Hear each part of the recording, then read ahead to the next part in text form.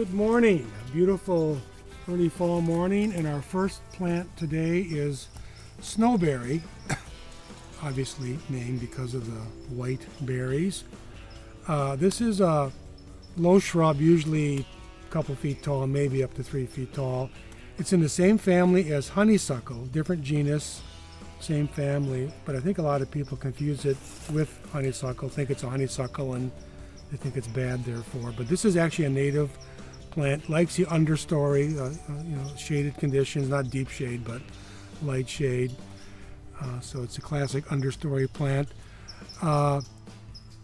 In spring, it has loose clusters of pink flowers on the new wood. Most shrubs and trees, most woody plants bloom on old wood and last year's growth. This is one that blooms on new wood. And those pink flowers, which are very nice, turn into this. Later in the season, these white berries, that's really quite showy. Different creatures, birds, chipmunks and things will eat them. It likes limestone soils. So it thrives, of course, in Door County. But it's one of those plants that you can walk past your whole life and just not even notice. And many people just don't know it. And again, when a lot of people see it, they think it's a honeysuckle because it has opposite leaves and looks like honeysuckle. So people start removing it, I think. But this is a good guy, a native plant, Snowberry.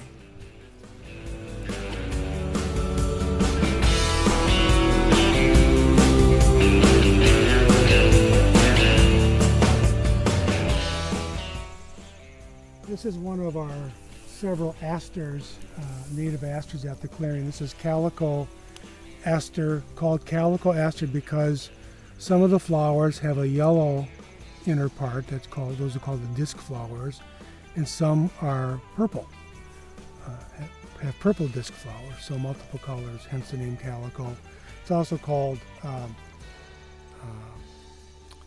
side flowering aster because often, as you'll see here, the flowers are clustered on one side. And it's also called goblet aster. I have no idea why.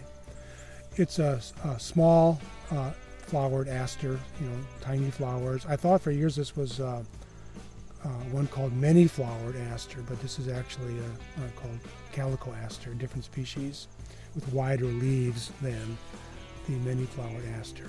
But like most of the other asters, it likes open, sunny areas, meadows, pastures, prairies, roadsides. The most common aster at the clearing is one that we had a few weeks ago, the large leaf or big leaf aster with a much larger basal leaves and purplish blue flowers.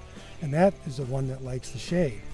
All the other asters like the sun, like this one, the Calico Aster.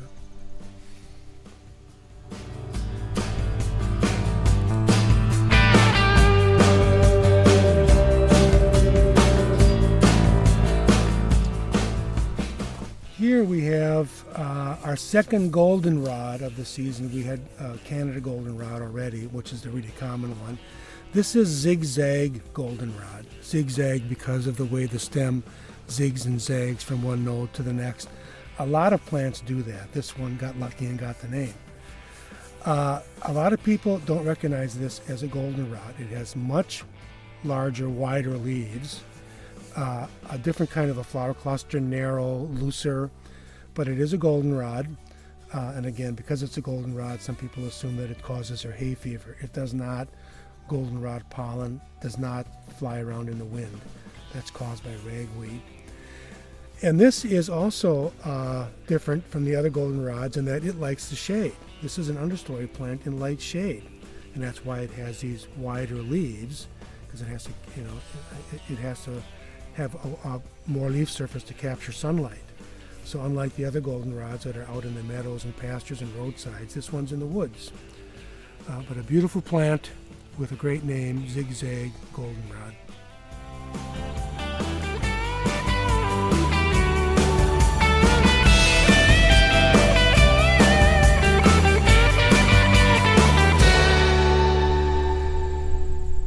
Here's goldenrod number 2 for today. This is gray goldenrod. We just had Zigzag Goldenrod. And this is out in the sun. This likes open areas like everything but Zigzag Goldenrod. a narrow, long, narrow, kind of a wand of flowers that arches at the end. Gray, and you can't really tell very well now, but it has kind of grayish green foliage. That's how it got the name gray goldenrod.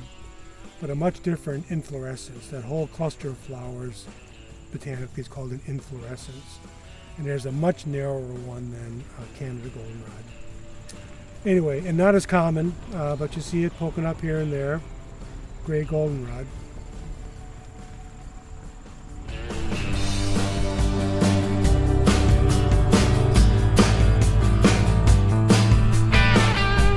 Our last plant today is red clover. I grew up calling this purple clover, but I guess it's really more commonly called red clover. Looks purple to me though. Anyway, this is actually a non-native weed, and it can be quite weedy. I do have a soft spot for this. As a kid, we would commonly pick the flower heads and eat them because it's kind of sweet tasting. But it really is a very showy cluster of reddish purple flowers, and these pinnately compound three-parted leaves. This whole thing right here is one leaf. These are all the leaflets, the three leaflets, pinnately compound. Gets to be 1.5 feet, 2 feet tall sometimes, likes open areas. It's a legume in the pea family, so that means it fixes nitrogen. It can take nitrogen from the air and fix it onto its roots and take it in, so it's kind of self-fertilizing. All legumes do that. So here we have one of my boyhood favorites, red or purple clover.